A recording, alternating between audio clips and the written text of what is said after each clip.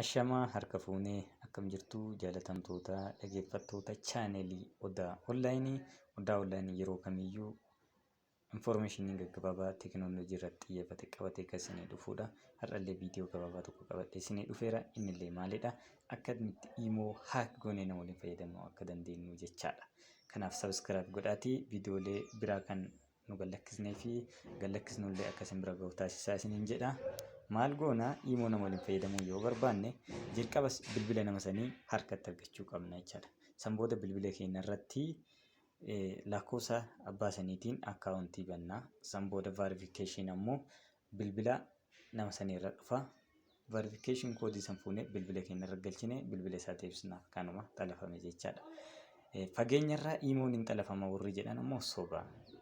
IMO beektaa prank IMO fayyadamnee namoonni naannoo jedhan ammoo soba. Maal godhu simii biraa bilbila san keessa kaanii akkuma fageenya jiruutti IMO akkaawuntii biraa irra bananii san booda IMO beektaa irratti akkaawuntii san yoo gaafatan banan verification koodii hin gaafatu jechaadha. Akkasitti sobanii namoonni YouTube irra barsiisanii jira. Soba akkasitti hatamu jechaadha.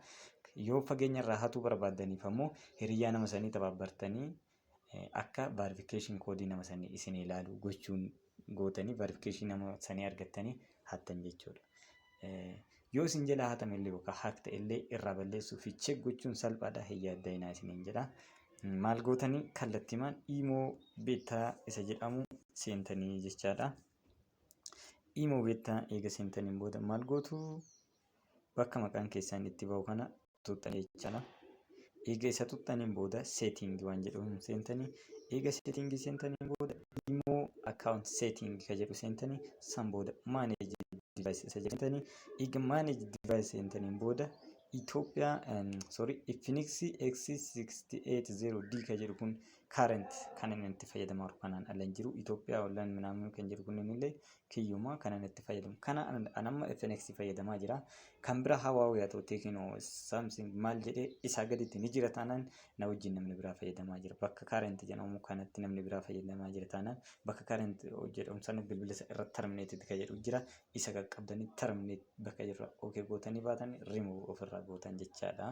Kanuma waan dhaggeeffatan galatooma ulfaadha. Odaa Onlaayinii subscribe godhaa isiniin jedha waan dhaggeeffataniif.